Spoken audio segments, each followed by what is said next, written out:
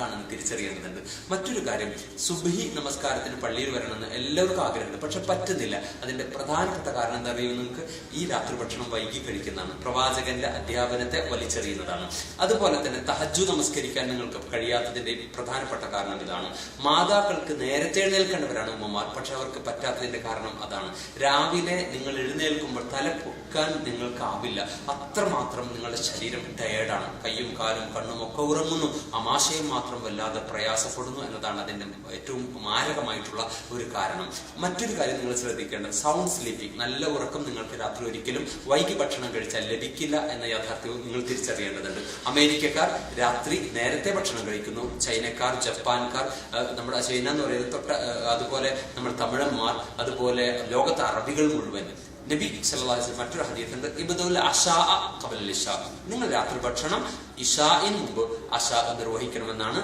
മറ്റൊന്ന്, നിങ്ങൾ മഗ്‌രിബിക്ക് മുമ്പ് കഴിയുമെങ്കിൽ നിങ്ങൾ കഴിക്കണം എന്നാണ്. സൂര്യാസ്തമയത്തിനു ശേഷം ഭക്ഷണം കഴിക്കുന്ന ഒരേ ഒരു ജീവിയുള്ളൂ, അത് മനുഷ്യനാണ് എന്ന യാഥാർത്ഥ്യം തിരിച്ചറിയേണ്ടതുണ്ട്. എന്റെ സഹോദരങ്ങളെ, വളരെ വിനയത്തോടു കൂടിയാണ് പ്രവാചകന്റെ വലിച്ചെറിയപ്പെട്ട അല്ലെങ്കിൽ പ്രവാചകന്റെ അവഗണിക്കപ്പെട്ട ഒരു ഹദീത്താണ് ഇത്. നബി തന്നെ പറയുന്നുണ്ട്, എന്റെ ഒരു വചനം ആരെങ്കിലും ഫസാദിന്റെ, കുഴപ്പത്തിന്റെ കാലഘട്ടത്തിൽ അത് ഹയാത്താക്കിയാൽ അവന് വലിയ പുണ്യമാണ് ഉള്ളത് എന്ന് റസൂലുള്ളാഹി സ്വല്ലല്ലാഹു അലൈഹി വസല്ലം പറയുന്നുണ്ട്. അതുകൊണ്ട് ഈ പ്രവാചക ചര്യയെ നമുക്ക് എല്ലാവർക്കും ഹയാത്താക്കാൻ വേണ്ടി, ജീവിപ്പിക്കാൻ വേണ്ടി ശ്രമിക്കുക.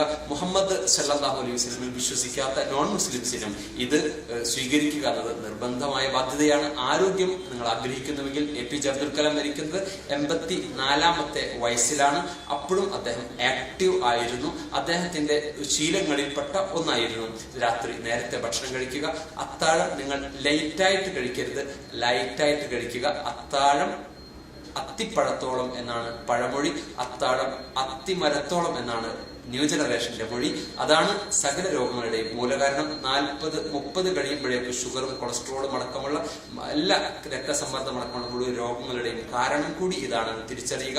രാത്രി നേരത്തെ ഭക്ഷണം കഴിക്കുക, ലൈറ്റായിട്ട് കഴിക്കാൻ ശ്രമിക്കുക. പ്രവാചകന്റെ ഈ അധ്യാപനത്തെ ജീവിതത്തിൽ പകർത്തുക. തീർച്ചയായും നിങ്ങൾക്ക് ആരോഗ്യ ദൃഢമായ ഒരു ഗാത്രം ലഭിക്കും. രാവിലെ എഴുന്നേറ്റിട്ട് ശുദ്ധജലം 2-3 ഗ്ലാസ് കൂടി കുടിച്ചാൽ, ഹൈഡ്രോതെറാപ്പി എന്നാണ് പറയാ, അതുകൂടി ചെയ്താൽ നിശ്ചയം നിങ്ങൾ രോഗാതുരമായ ഒരു ശാരീരിക മാനസിക അവസ്ഥ നിങ്ങൾക്ക് ഉണ്ടാവില്ല. നല്ല ആരോഗ്യത്തോട് നിങ്ങൾക്ക് ജീവിക്കാൻ സാധിക്കും. അധിക ഗൾഫ് യുവാക്കളും മരിക്കുന്നതിന്റെ അല്ലെങ്കിൽ അറ്റാക്ക് വരുന്നതിന്റെ പ്രധാനപ്പെട്ട കാരണങ്ങളിൽ ഒന്നുകൂടിയാണ് ഈ രാത്രി നേരം വൈകിയുള്ള ഈ കരിച്ചതും പൊരിച്ചതും വറവ് സാധനങ്ങളുടെയും മെഴുക്കുകളുള്ള സാധനങ്ങളുടെയും ഒക്കെ ഈ കയറ്റി വെക്കൽ എന്ന യാഥാർത്ഥ്യം തിരിച്ചറിയേണ്ടതുണ്ട്. ഭർത്താവ് ആ സമയത്ത് മാത്രമേ ഉണ്ടാകൂ, ഉച്ചയ്ക്ക് ഉണ്ടാവില്ല. നാസ്തിക്കും ചിലപ്പോൾ മക്കൾക്ക് ഒരുമിച്ച് കഴിക്കാൻ കഴിയില്ല.